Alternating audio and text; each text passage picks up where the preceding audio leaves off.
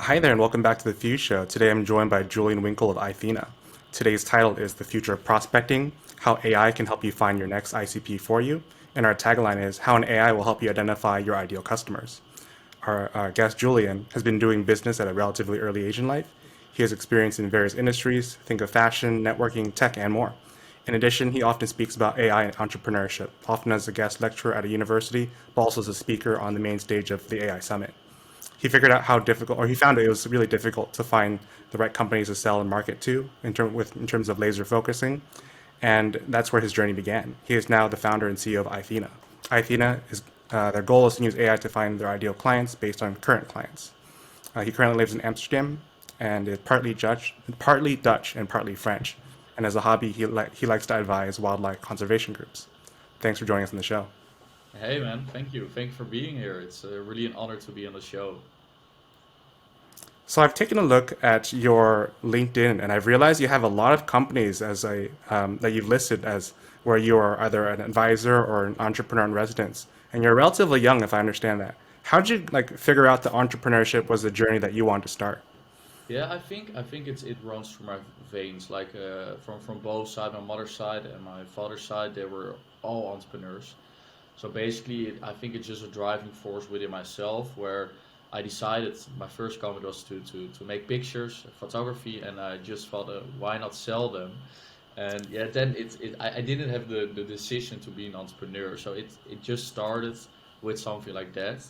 And always when I see opportunities, I need to hold off because I think, oh man, I want to do everything. I want to start things, to plant a seed and let it grow. Yeah. And if I understand it correctly, you had paying clients as a teenage photographer. Is that right? Yeah, it was. I mean, you don't exaggerate it, like, of course, but I didn't make a lot of bucks. But it was like I was 16 years old, and it started with the municipality of Amsterdam. So I made like a bit of abstract pictures of the canals of Amsterdam by night, and they loved it. So they used it for construction sites. So they wanted to have beautiful pictures on there. At least I think they were beautiful, and they gave me like $50 for that, and I was like, yes, that's that's a big win, and that's a bit where also like my entrepreneurial life started. So it was a pretty cool company, to be honest, if you can call it a company. Yeah.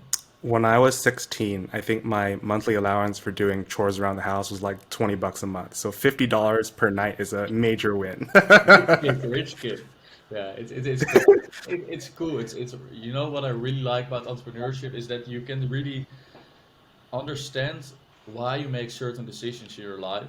So, for example, I started with the photography, right? And I made those abstract pictures, and I thought the next step was, why not just print them on T-shirts and sell those T-shirts? Okay. So it was my gap year back then. So I was just finished with high school, and I thought, okay, what am I gonna do? Am I gonna be a backpacker in Southeast Asia? And then I said, no, I want to go to China, to Shanghai, to learn Chinese and visit a lot of suppliers to start Hmm. a clothing brand.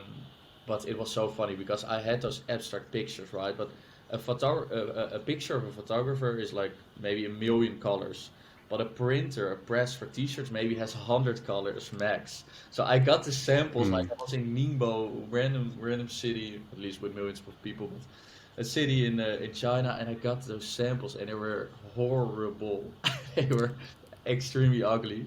But that's also a thing where I think you are a real entrepreneur, is that you got these kind of problems, and as an entrepreneur, you know how to react to those, be flexible, and that's where I really saw that I'm an entrepreneur. So what happened was that those samples were like crazily ugly, right? I even didn't want to see them almost.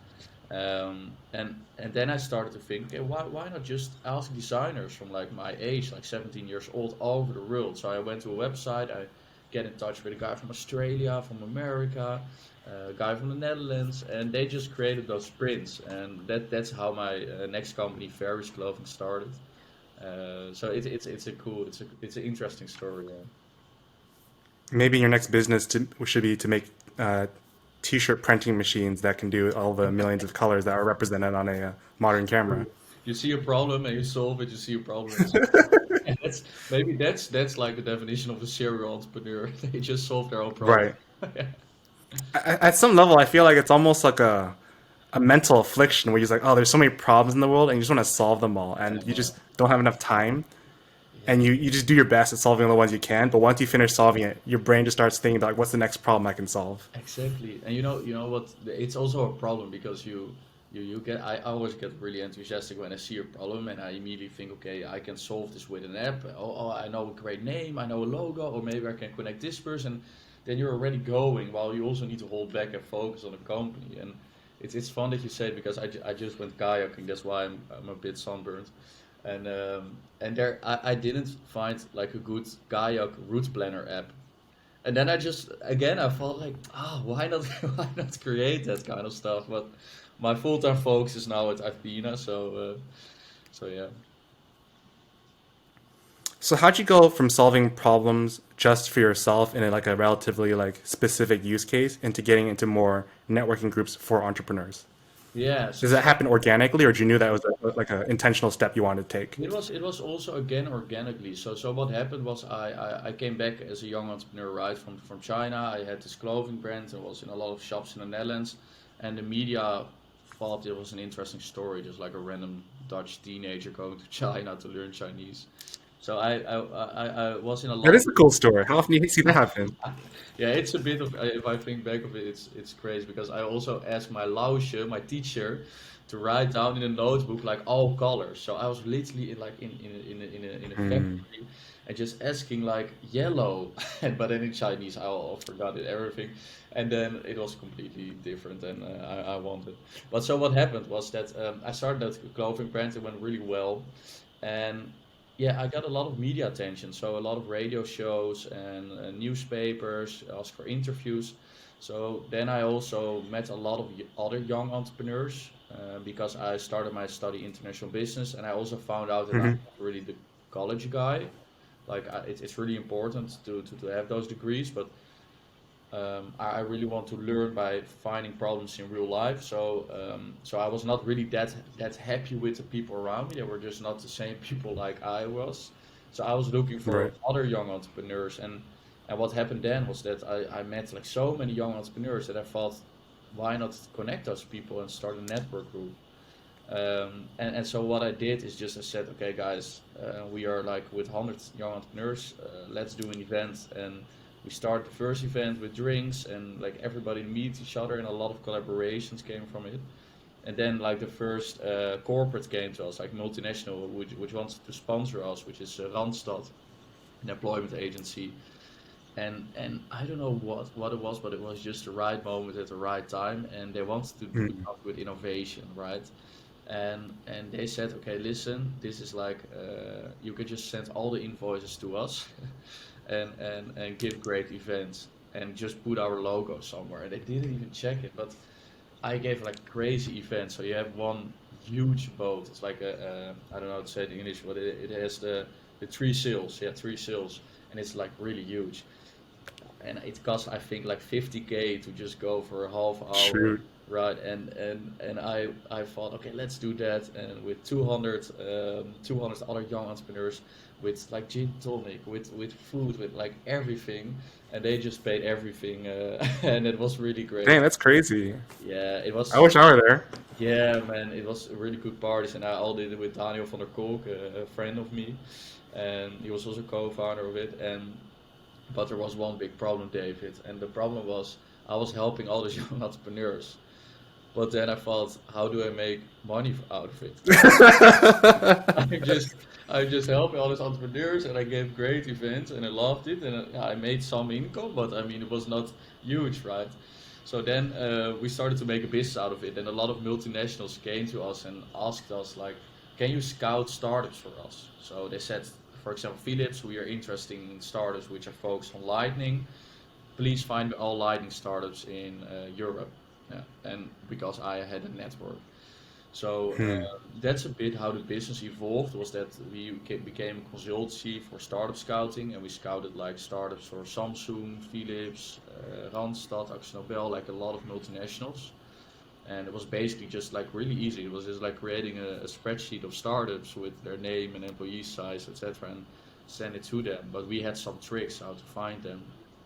And we created an algorithm to just make it easier. And we thought, okay, what if, it was a pretty crazy thought, what if we just scrape like 300 million domain names and we can make a AI that can recognize if it's a company or not. And we scrape the whole website, so all the text on the website, and then we can just manually search through them. Like Samsung wants to know all homomorphic encryption startups in Europe. I mean, it's like really Mm. specified, and because it's so specified, you couldn't use other tools because other tools categorized really broad, right? Like this is an internet startup Mhm. or IT. You know, you're like, no, I want homomorphic encryption. Too So broad. Yeah. yeah, so what we did, we created that algorithm, and it worked really well. So we typed in homomorphic encryption, and bam, we got just a list of all companies which stated homomorphic encryption on their website. Um, Hmm. really great. So it speeded up our progress, but we were still consultancy, right? And with the consultancy, you have the bottlenecks of people, of sales. So that's a bit more forward. Is that like last year, this was my last company called Info Intelligence. Last year we were selected for Endler, and it's a prestigious acceleration program. And they said to us, which was like so logical, but it makes sense. Like, why not focus on the sales market? And then Mhm. I always have an answer to all questions, like, or at least I can do if I understand it. And I was just quiet, and I was like, I don't know. And then they said, okay, why not do a research and just survey like 100 sales reps? And then we found out that all those sales reps, they want to have a more focused strategy. They want to just focus on companies to sell to, and they know exactly their ideal customer. However, they have difficulties to find them. And why they have difficulties to find them? Because their categorization is really specific. So, for example, the homomorphic encryption, but current Mm. tools don't allow them to search that freely. So, those prospecting tools couldn't do that. And that was interesting because the sales market is is bigger than the startup scouting market for multinationals. So we created really a product out of it, and that's now live. That's the Athena. So that's a bit the story till now, and I can continue talking, but So you must have you either must have learned AI yourself or partner with someone who had our expertise in AI along the journey. Is that right? yeah. So what we did in the beginning for the last company, we learned Python ourselves, like 1 year Python, like part time. And what we did was just like YouTube. So how to create a scraper tutorial one, and start with it, and then eventually you have the first problems. Like for example, the other co-founder Nick Hermes, he also had a laptop, but he had another version of certain Python packages.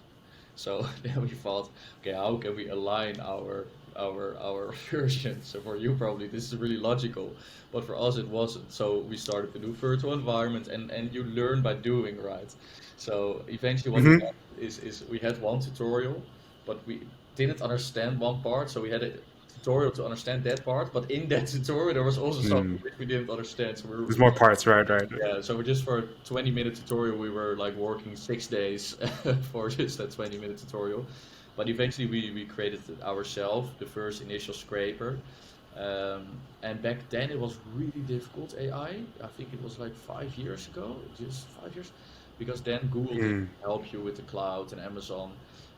So we really were creating it ourselves, and we really also pretty sucked in it, to be honest. But at least it worked a bit, right? So we got the fundaments, but it was a card house. Like it could blast off anytime. Um, so during Endler, we got a CTO, which helped us, Tigo, and he knew more about the IR part, which was really great. Mm.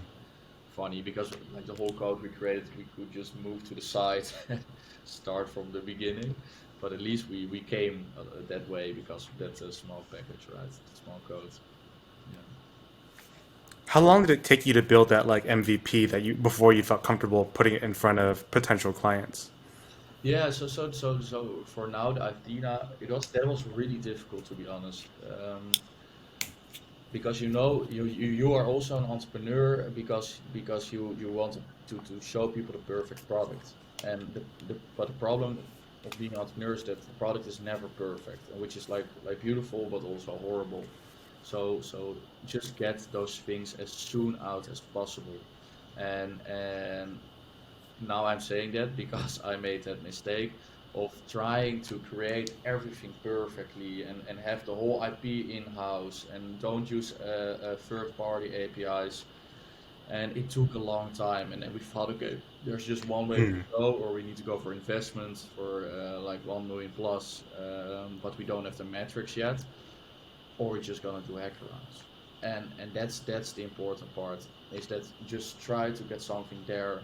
And the moment when it's there, people are talking to you, they give feedback, you get users, and they tell you, I like this part, but I don't like that part. But then you have the fundaments to start to decorate like your house, for example. So you can start to build something they like, and you create a channel where you get feedback and can improve the product. Hmm. If you don't have a product out as soon as possible, you don't have that channel with the market where you can learn from, because you as a founder always think that you understand what people want, but it's totally not true. Like, or else you're like a really crazy good domain expert. But for us, the sales market was also pretty new, right? Because we were in the corporate innovation market. So for us, it was also Hmm. really important to talk with a lot of people in sales, and that worked out pretty good. So people were they really are willing to help us. I think, yeah, our users are almost our friends, right? It's just it's also really easy. I think maybe that's a bit of the new philosophy. It's just we are here to spend time and passion to solve the problem of sales representatives, and sales representatives can help us to do that, and it's like a win-win situation. And that's always what we try to show. It's a win-win situation, and we are here to help you. And if we help you, also we help ourselves because we earn some money, and the shares increase the pricing. So just have that open and transparent stuff, and that works out really well, to be honest. There, yeah, that's good. So once you built it, how did you know who to go to ask for feedback? Like, did you ask strangers on like through email and LinkedIn, or did you have friends of friends of friends who made the right connections? Exactly. Yeah, that was, to be honest, really difficult, because in my last company, Info Intelligence, we were trying to target like R&D, VCs, corporates, Hmm. maybe also a bit of sales. It was like everything. But if you target every different industry, they all give you other advice, right? And they said, yeah, I need this, I need this, I need this, and you're just like, I have no idea what to do now. So that's where we saw, okay, the focus is so extremely important. And Hmm. the moment when we decided to focus on sales, we already had those surveys. So you talk to them and just say, okay, we are here to help you. We've seen this problem, and we are not sure if that's a real problem that you can find that's really difficult for prospecting to find companies to sell to. Do you also have a problem? And they are willing to help. Probably LinkedIn, you just message old friends, which are Hmm. sales representatives or other people. But then almost get like a feeling of ownership. So they get tied to they get passion for the product, and they think, okay, that's cool, guys. Where are you now? Do you already have the prototype online? And then we talk with them, and then we say the prototype's online, and we get feedback. And that's really cool. Is the moment like we are now, I think, for 4 weeks live, so it's still a bit of a roller coaster. That you learn so much from doing demos. Like it's crazy. And that's eventually where I'm really happy. And we are in a phase that we have the product, we have the tech team, we have contact with the market, and the market is just giving us feedback, and we create that loop by improving it. So, for example, we know exactly which feature we need to create now, and we also know how much revenue that will generate, because we just save which company Hmm. need that feature. And happily, I'm really happy that they all want the same feature, and that helps. Yeah, that helps a lot, to be honest. Yeah. Yeah. I imagine once you hear the same feedback from multiple companies, you're like, okay, this is definitely like a must-have for the product. Yeah. So what we've seen is that, so how it works is you as a sales team, you input a company in Athena, and Athena finds similar ones. Like it's crazy simple, but on the back end it's extremely difficult. Because what sales reps want is they know their client, and their client is company X. So who to sell to? Similar companies like company X. That's how every sales rep thinks. but Hmm. where do I find these companies? And then they start to think of, okay, this company X, my prospecting tools categorize this company X as a retail company. So let's target all retail companies. But that is so broad, and then they waste so much time on all those Hmm. companies which are not interested in your product. So our similarity feature goes way more in depth. So if you input company X, we definitely give like good similar companies, and that's also how we use it ourselves. Is we see that a user created a new subscription. It's like a subscription based, and the first thing what we do, we take the URL of our new client, we put it in Athena, we get like 100 similars, and we reach out to those people. And the Hmm. conversions are really great because those lookalike companies also have the same problem, like your current client. Yeah. Hmm. Why do you feel like this is something that hasn't been developed by someone else? Yeah, it's that's a really good question. That's also the question a lot of investors ask us, and the reason why that is that the computational power is like way better in the last few years, but also the AI models. Hmm. So like 2 years ago, this was just it was impossible to it was possible for Google and stuff, but to scrape like 300 million domain names every week for a startup.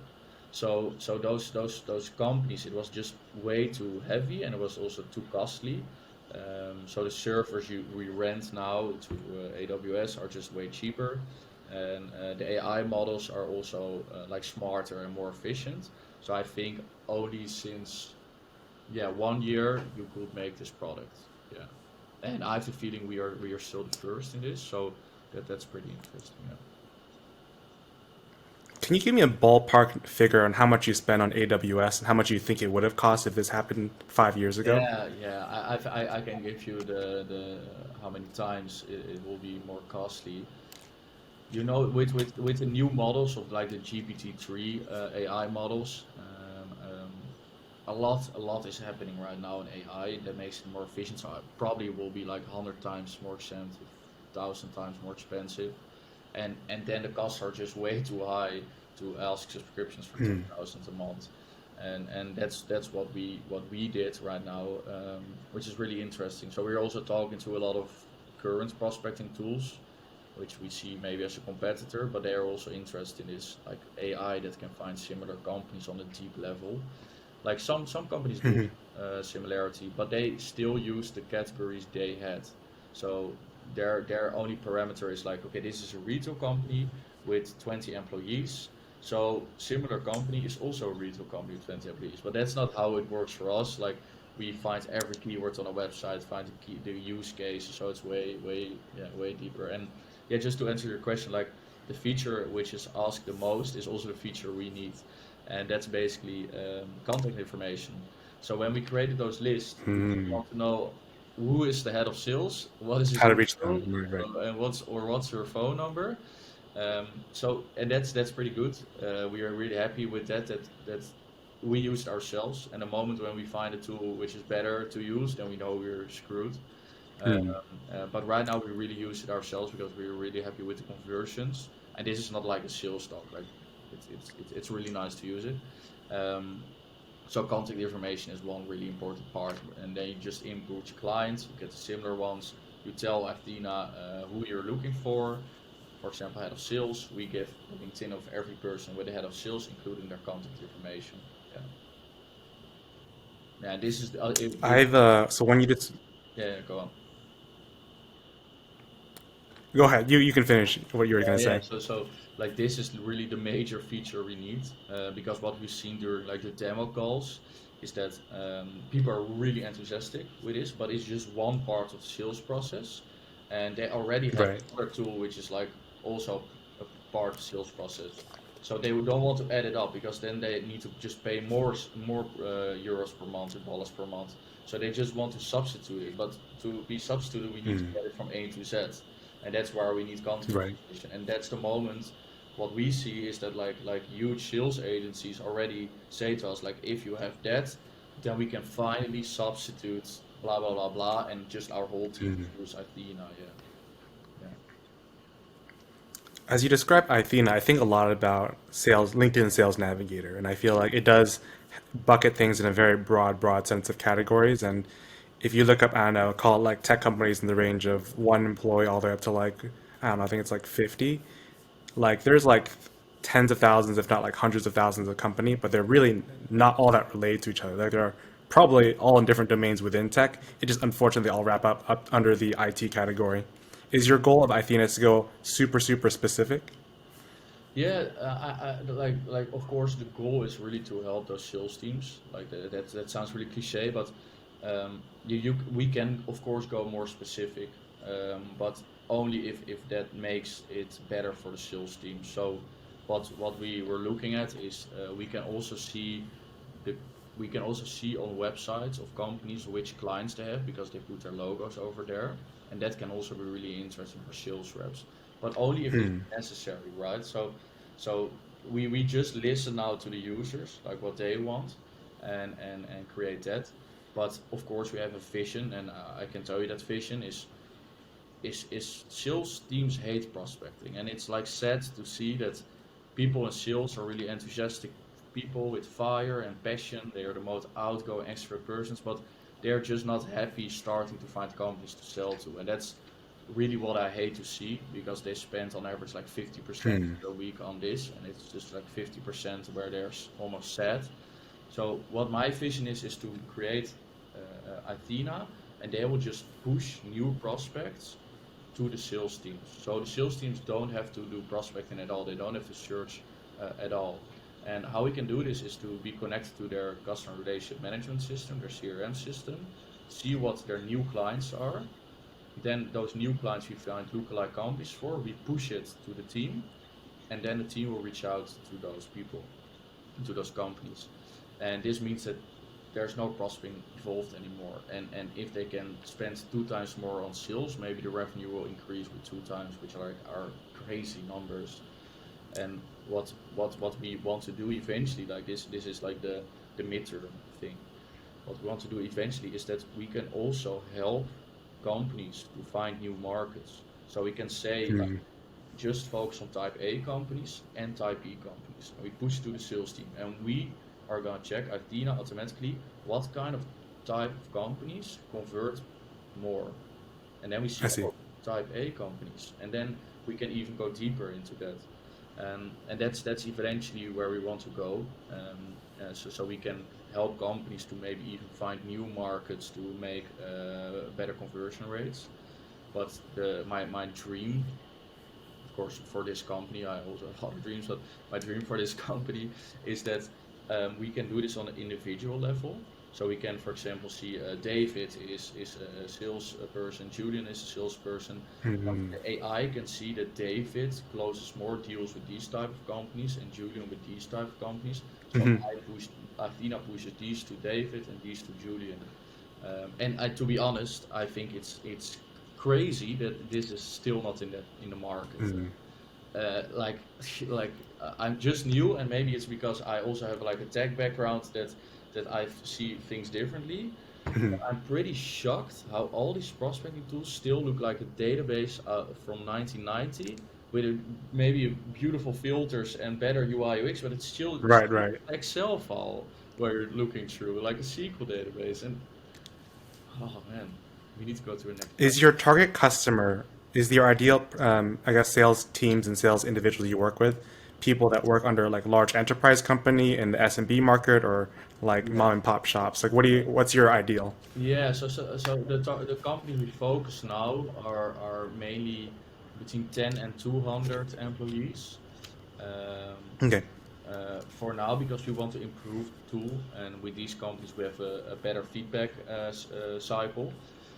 But we already see that companies between 200 and 1,000 are also interested, but we just need to get the product a bit more to a higher level where a whole sales team can use this. But SME companies you can also see, and that's great. What you can see in America is that everybody did like lead generation, where they just thought, let's buy an email list out of India from 10,000 emails and just mail everyone and see what happens. And now you really see that companies tend to focus more on account-based marketing and account-based sales, where they really think this is the ideal client, like a spear, Hmm. and a laser focused. And they really see that its trend is working. Why is this trend working? Because we find you have the data to do this.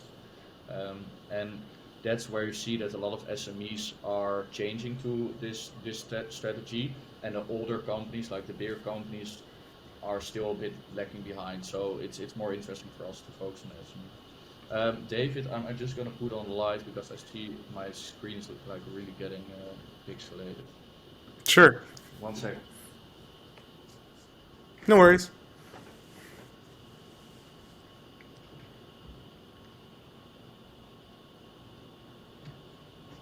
Yeah, back in action. That makes it a bit better. Not perfect, but yeah, the sun is set. So out of your current prospects for your own business, the people you're trying to, I guess, sell Athena to, what's the percentage of them that come from Athena itself? Yeah, so that's really fun that you say it. So what we do right now is partly we check what kind of users are going on the platform, which we didn't do any outbound sales to or any marketing Hmm. to really understand which companies are the most, yeah, are really interested in our product. So I guess um, yeah, almost 80% goes really from our tool. Yeah, and Hmm. and that's really interesting to see. Like the conversions are really nice. It's because it's also a really logical thought. Like company X goes to your website, they have the problem and they make a subscription. So lookalike companies from company X probably also have that problem. And yeah, you Hmm. start to reach out to them, and they say to us, "Oh, that's coincidence because we have this problem."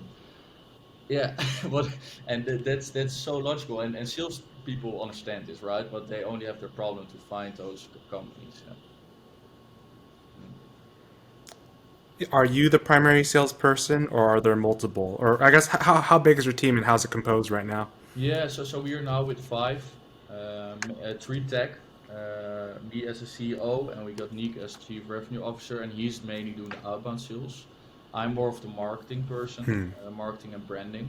And what we do is also really working together a lot. So when I see that a certain company visits our website, I say to him, okay, listen, these kind of companies are looking for our website, and then he starts to use Athena to do a reach out to them. Yeah, so it's like a synergetic, and when he's doing like the outbound emails to them or phone calls, then I also market them in the same time. So it's just like learning from each other and Hmm. strengthening each other. That's also a bit that new strategy what I'm talking about. Yeah, that's account-based marketing. Yeah. In this account-based marketing process, do you notice that, or I guess, how have you been? Do you feel like you've been around long enough to track how sticky your product is? Yeah, that's we are just like 1 month live, so Okay, we cannot say that. I can tell you that we already made like huge mistakes, and one mistake it's was part of the process. yeah, the pricing was really like stupid from us. Like the pricing right now, and everybody who's watching this, I can advise you if you're doubting take an account right now because the pricing is just like too cheap. So what we saw is that people, yeah, this sounds so sales, but I'm not a sales guy, so no worries. But what we saw was that it's like 150 euros per month for 25 searches, and 25 searches is like 50 similar companies. So it's like 25 times 50, and that's like 150 euros for all those leads, which is like a lot. Um, and then we saw that Dutch people are really straightforward, and they told us, "Yeah, dude, the quality is so good, but man, I don't trust this because it's so Hmm. cheap for those." So it doesn't make sense. Like you're Hmm. talking I about, was going to ask about the pricing. It is suspiciously low. yeah, okay, yeah. So we really, yeah, really need to change that, and that's really funny because we're focusing really on making it well. So right now for 150 euro you get like 1250 similar companies which are probably great qualified leads, and that doesn't make sense. So it was great. We learned from it, and we need to increase those prices, but probably we do it with the next big release where we get content information. So yeah, Are you familiar with Zoom Info? sorry. Are you familiar with the company Zoom Info? Zoom if yeah. I know I'm them. not sure if you ever talked about their pricing, but their pricing model is like in the, I think $5,000 to $25,000 per year, Yeah. and I feel like that's what I think of when I think of like top of market pricing, and I think of like, dang, 150 euros a month, even if you pay like month after month and there's no discounts for like annual subscriptions, you're coming out far ahead. Yeah, it's yeah. It's also fun because I also had this experience while I had the clothing brand because I sold caps and they were created from suede. Suede, I don't know if it pronounced it, but they were really great quality caps. And I sold them for like $30. And then one moment I thought, fuck it, I'm just gonna ask $50. And then boom, everybody bought it. And why? Because the weight is good, the quality is good, and but I'm making this Right. again. So it's fun. So we are gonna increase those prices to make it more fair, and it also makes more sense. And but it's those are like really great and fun insights. And let's be honest, how cool is it that users tell us that, which are paying that 150 euros? They say to us, man, you need to increase those prices. That's pretty. Right.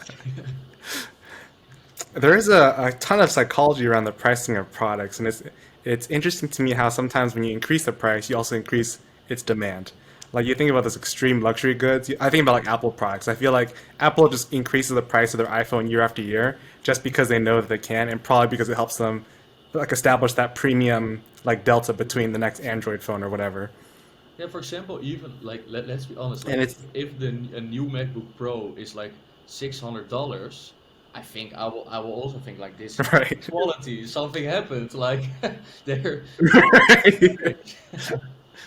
yeah, it's strange. It's but I it's don't understand why all the PC manufacturers got into this race to the bottom, whereas Apple's like, you know what, we don't need to play that game. We'll just keep increasing our price. And their 16-inch MacBook Pro caps out at like I don't know $6,000, $7,000. You want like all the add-ons, and that's like probably the most expensive laptop I've seen it's so for the general consumer market. yeah, and still I'm talking to you right now with a MacBook Pro. Ah, it is, but it's worth it. Have you ever gone to the Apple website and taken a look at their Mac Pro, like the desktop that looks like the cheese grater? That thing goes up to like I think 50, 60 grand if you really wanted it to. Oh man, so crazy. Yeah, it's crazy. But yeah, probably they aced this, right? Because let's also be honest, it's like one of the biggest evaluated companies in the world. So probably they are doing a good strategy. Right. And that's also where maybe we need to learn from that also is that it doesn't make sense if you talk about AI like I'm talking to you right now about AI, about the scrapers, about the servers we are having scraping 200 million domain names. It's like really something different than Zoom Info and Cognism and Company Info Hmm. and our local competitors in Europe. But people believe in that story, but the moment when they see the price, they think it's just like something from India, where we just have a lead list or something that Hmm. we bought and are selling. Hmm. So it's a nice. Let's be honest. I'm happy that they think it is cheap instead of that they say it's too expensive. Yeah. Yeah. So the goal of this is, I guess, is to scale to as many people as possible through this system, right? Is there a reason you choose to limit the number of searches per month per user, or could do people like pay? Could they pay for more licenses if they wanted Yeah. to? It's Is there a reason you put that limit in place? yeah. That's also a thing we need to change. Is that we decided we felt like to keep the quality high that 50 was good. Like so when you have a similar company, you get 50 results, but our AI can find like maybe 200 lookalike companies. So right now we're Hmm. pricing it based on search, but we want to price it based on export. So how the process will look like is that you input the company. You can decide how many lookalike companies you want. So let's say 200. Then you have those 200. Hmm. You tell Athena what job position you're looking for. So head of sales, you get all the head of sales, including their phone number and email. and then you Mhm. export it. And we think it's a better I see. business model where you pay for the export because sales teams are also more used to that.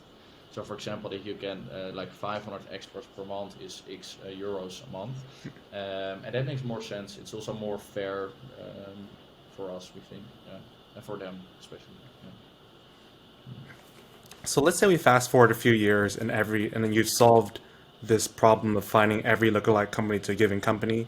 You've also solved the problem of getting all the contact information for all the relevant stakeholders that are relevant to your users. What do you feel like is on your mind next? Like what motivates you beyond the scope of just Athena? Yeah, so what I think is really cool is the moment when you can tell companies what companies they need to reach out to, like on a really efficient way. What is one thing like I'm playing with in my mind, which is I'm not sure if it can happen. That's where Hmm. we are like a decentralized platform and we can look into everybody's CRM system and we can see, for example, that one competitor already targeted a company and this company was not interested. So you, as another company, know, okay, I don't have to target this company. So every Hmm. company now has their own CRM system, but we can make like the whole economy or the whole sales process for everybody way more efficient if everybody collaborates. But the CRM system is also one of the most unique data points of a company. They never want to share it. But there are like new technologies where we can localize our algorithm in their CRM system so we as a company don't see their data and also their competitors don't see it, but we can make it more efficient. And that's what we're looking into is that we were talking with two companies like Uberall was one and their competitor was Yext. And then we just said to them like, what if we can tell you which companies you need to target because we already know that your competitor already targeted them and they didn't want to buy it, Hmm. and that makes the whole process way more efficient and you see like new startups coming up which make use of these systems. And for example, one um, um, is that when you do a checkout at a company, for example Zalando, you pay some boots, they can see if you're a fraudulent person or not because every big web shop is sharing data about fraudulent people. And that's already a thing where you can see that they're collaborating with each other to help each other, and that will be really cool if we can do this in a CRM system. But Hmm. for yeah, it's that can be really hard. You really need to show them that you're trustable and need to explain the technology. But that will make things so much more efficient. And and if we make things more efficient, we waste less time, we waste less resources, waste less money, and we just as companies, as people, as countries, we can just move faster forward and solve problems faster. And I think right now making partnership between companies is just so inefficient, and I think that needs to be improved.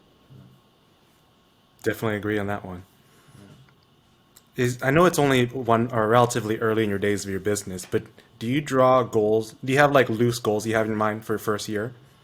Yeah, so what is really important for us is that we now start to get that engine running. So we have those users, but eventually we also want to have like a tech team of 3 people, which are like full time working on that, including maybe the most important, a user community, which is great because we really believe if Hmm. we help the users, the users are like, it sounds strange, but like the core of the company, like the inner circle are the users, and outside we have the tech team, we have the product team, we have the marketing, and then we have the market. And that's something which for me personally is like a really good goal is that we need to make the user like the central part of our company, and they will sell our product, they will improve our product, and they will fix partnerships. And I think really that can happen. Hmm. We already started with it. I mean, it's small, but we really need to enlarge that. Yeah. Hmm. That's pretty cool. There's definitely strong network effects around doing those sorts of things, and it's always cool to see a company start with that in mind and plan for it versus like tacking on after the fact. Yeah, because I also wasted personally like a lot of time in companies where I was too stubborn to think that I knew all the problems. So I learned from it myself that you just need to be open and transparent. I think like let's like with the world also gets more globalized, borders are vanishing, like companies are getting more fluid Mhm. and like for example you also see like I told you like I like wildlife conservation projects, right? You see that a lot of nonprofits are also now businesses. Like it's not anymore a nonprofit or a business. It gets involved. Like businesses are also getting nonprofit. They want to Mm. make impact, and that's also what we see is that companies is not just a company and you have the users and the market. No, I really believe that company is just part. The users are definitely part of the company because without the users we wouldn't be here, and that's 100% sure. Yeah. Mm. So when you discussed about this idea of community, like what's the medium through which you use? Like do you use like a Slack group, a Facebook group, and how do you like choose and how do you facilitate those discussions? Yeah, so right now it's just like weekly calls, for example, where we just call them and we say let's talk in 2 weeks, and even with a beer. I mean, literally, we have Friday drinks. Come join us on, and then they just tell us, yeah, you know what you need to do, blah blah blah. But what we're gonna use when we Mm. like more users is Slack, definitely. We really believe that that's like a really good community, especially because we're targeting SME software companies right now, B2B software companies, and they most of them use Mhm. Slack. So we think that's a really good one, and also like customer support. So when they have a question, they can just reach out to us, and I mean, I get a ping in 1 second, and that's how cool would that be if we have like a company with, for example, 30 employees and so many users, where I as CEO also just be part of that community, and that Mm. would really be a dream. Yeah, but we can make the dream happen. So to pursue these dreams, I imagine it takes a lot of your like time. Like there's no doubt that building companies are significantly time intensive. How do you balance the personal and the professional components of your life? Yeah, so yeah, I what I did 2 years ago, I always had notifications on, so I had really difficulties to border my private time with my work time. So because then you get a Slack, right? And you're working from somebody in America, or you have a user in Japan, and it continues every hour. And then in the morning you wake up and you check your mobile, and you're like bam butts, and you're awake. Your brain is not made for this. Like we are still like primates. So what I did was just literally turn off, no joke, every notification, like even during the day. Also telephone notification. Hmm. So when somebody tries to call me, nothing happens on my screen. So yeah, it's literally like nobody understands. But I'm so used to it now. Is that like you need to decide where and when you're gonna put attention on what. So if I think, okay, it's now important to talk with users, I open a Slack community for the users. If I think it's important to talk with my family or my girlfriend, I open WhatsApp and see my friends WhatsApping me, my mother, Hmm. my girlfriend, etc., etc. So you need to control your own attention. Maybe attention is the right word. You need to be able to have your own attention. And for example, right now I also don't have a Slack pop up if people are working, because I just want to put your attention on you. But after this, I don't want to put my attention on my friends. I just want to open Slack, and I open Slack and then get that, and then it makes it psychological wise like really nice, I think. I know a lot of times back in school, people like this idea of being able to multitask, but I feel like I actually don't know if humans are meant for it. At least I'm not meant for it. I've No. also done the same thing of disabling all my notifications and putting my phone Cool, almost on nice. permanent do not disturb mode. And I feel like it feels liberating. Yeah, It nice. maybe I'll take a little longer to respond to my family, friends, and maybe sometimes my coworkers. But I feel like the extra gain and focus is so important to me. Exactly, and that's also what I've seen is that people know it now. So they also know, okay, if I'm calling Julian, it doesn't make sense to call him because he would just not pick up his phone. And But then 5 minutes later, check WhatsApp, and that's so nice. I can recommend it to everyone. Yeah. Yeah, We're- it's also sorry, one good advice. sure. If you got an Android, maybe it's also an iPhone now, is that you can turn your screen on grayscale, so it's just only black and white, and then your phone looks horrible. It's like a nightmare to watch. And then the moment when you're just watching, you're like, okay, this is so boring. Fuck it. What are some other things you've learned from your prior entrepreneurial I guess pursuits that you really think helped you in building Athena? Yeah, so definitely just start. Don't think too much. And that's what I see with a lot of students, because I also said I give guest lectures at the university for the master entrepreneurship, which I didn't do myself, so that's pretty funny. Is that students overthink, and they think, okay, I need to have a good business plan, I need to fill in the business canvas, and I need to do this, and I need to create a pitch deck, and oh my God, and they're like working 1 year on an ID that is not validated in the market, and they wasted so much time. And that's what I just advise all the students, always just start. And you're like, I just always tell them, your first ID is total shit, like always. So don't try to overthink it. It's total shit, but it makes you an entrepreneur if you make a good product out of this shit ID. And that's what they like, because then Hmm. they think, okay, yeah, let's just start, let's do it. Oh, and then put something online. But then again, they get the feedback from the market and can use that feedback to improve it. So that's what I see in a lot. Yeah, yeah, Something I really like about entrepreneurship is you don't even need to be right most of the time. Like you can be wrong 99% of the time, as long as that 1% of the time that you're right, you double down on it, and it like turns out to be huge. Because I feel like entrepreneurs need one good idea, and to execute well on that one idea, they don't need a million half decent ideas. It's better to have one really really good ideas that are formed from the iteration of multiple rounds versus true. yeah, a bunch of like going wide but incorrect. Yeah, it's true. And I think also, like 90, I think like entrepreneurs are failing 99% of the time in their mind. I think, like, maybe other people think, okay, it's cool, you have revenue, you have better conversions, but in your mind you always see the wrong stuff, right? And then you want to solve the wrong stuff to grow. So yeah, it's pretty mental heavy, I think, also sometimes. Like, especially in the beginning of a company, your mind can really go its own way. But that's also the fun challenge, right? I mean, you're also on this planet to experience, like, good emotions, but also bad emotions. That's really part of life, I think. So that's also nice.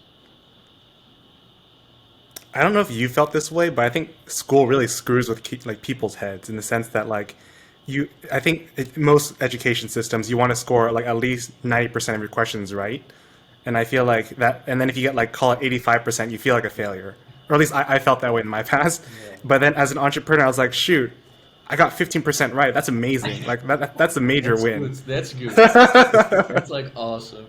Yeah, but yeah, if you start me over the education, it's just like I can continue for ages. Like, oh, I'm not really happy about, like, on such a young age. You already need to decide what you like and what you don't like. Well, I have the feeling that current education systems just are like pushing knowledge into you, instead of looking at the person where they have passion, and they can learn themselves.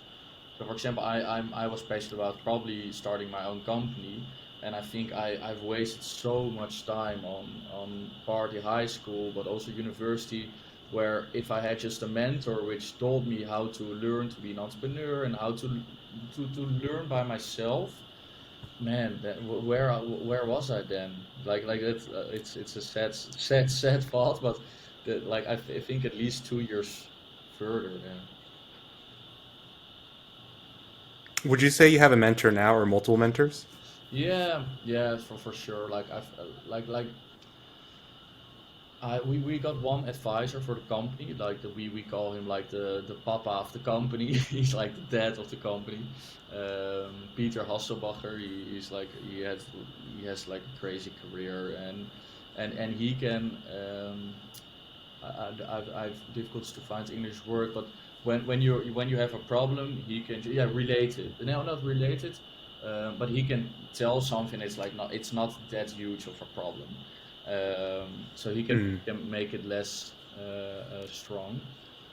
So and that's really good to have, just to have somebody outside, but also to have somebody outside like your family. That's also really nice to talk with them. My father's also an entrepreneur, and he knows the struggles of Mm. being an entrepreneur. So that's so when I have like a problem and I think, oh, we didn't had a great deal. We thought we would sell like 20 accounts to one firm, and then I'll drink a beer with him, and he's just like, man, you're here in the sun. What, man, you have a beautiful company, and you have a nice girlfriend. What are you doing? Like, and that's really that helps me a lot. And then I'm like, okay, yeah, Mm.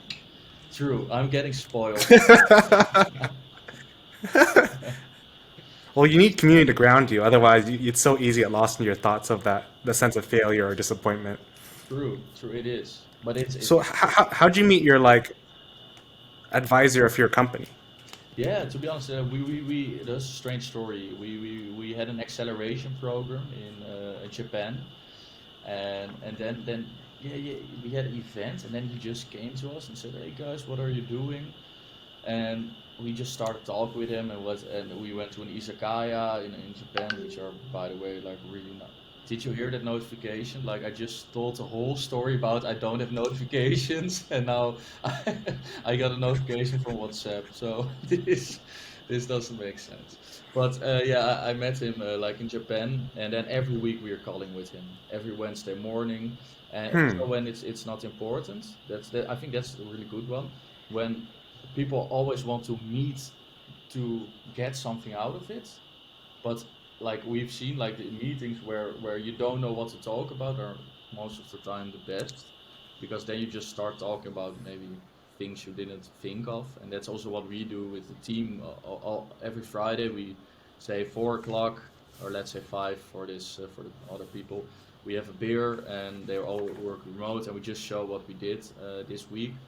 Um, and just talk, like, and then somebody shows a bug, what was fixed, and then we were like, nice. And then I say to them, hey, weren't you surfing yesterday? And then this person like, yeah, I went surfing. And then everybody has a beer and talk about surfing. And like, I think those are like the best moments, because especially with Hmm. teams working remote, everything is just work related. It's so difficult to have that coffee talk while you're working remote. Yeah. And does this equity is this advisor? Do they have an equity position in your Yeah. company, or do they do it on a cash base? Okay, I see. Yeah, he has an equity. So we said for so many years you get this amount of equity. So that's like really business. He's like business and personal advisor in one. Hmm. So that's really great. And besides that, yeah, I have one person which I'm strongly connected to, which is a professor from University of Amsterdam, and he's really great, because I told you, like, the first year when I was on like international business administration, I didn't feel that nice, because all the people around me were just like working so hard to get good grades, and I couldn't care less about those grades. And Hmm. but everybody was like, you need to have good grades, blah blah. And then there was just one professor which understood me, that okay, man, you have a company, and that is so Hmm. cool, and you need to continue this. And but all other professors were just like neglecting the fact that I have my own company. They didn't like it was not an advantage, to be honest. It was really a disadvantage to have your own company during studies. But this was the only guy who understood me, and so I'm Hmm. talking with him on a weekly basis. So he also, but I'm more helping him with more non-profit stuff, consultancy stuff, Hmm. I see. stuff. Yeah, which is also important. I was going to ask if this professor has an equity in your position in your company, and I was like, No, dang, he, that'd be he kind of doesn't interesting. have it. I No, okay. no, he doesn't have it. Like I think I'm not even sure if that's in Netherlands so easy to get as professor, like with conflict of interest and stuff. But probably America is like Hmm. more progressive towards these kind of things. Yeah. How is it in America? Cool. Like with Well, I've been really thankful for this conversation, and I want to be respectful of your time, so I just like to end all my calls the same way. What's the best way for our viewers to get in touch with you if that's something they'd like to do? go to Athena.ai and we have a chat box there. And if you type something in the chat box, I get a notification, or at least my co-founder gets a notification, and then we can start talking about everything: partnerships, personal life, having a beer, a new account, feedback, whatever.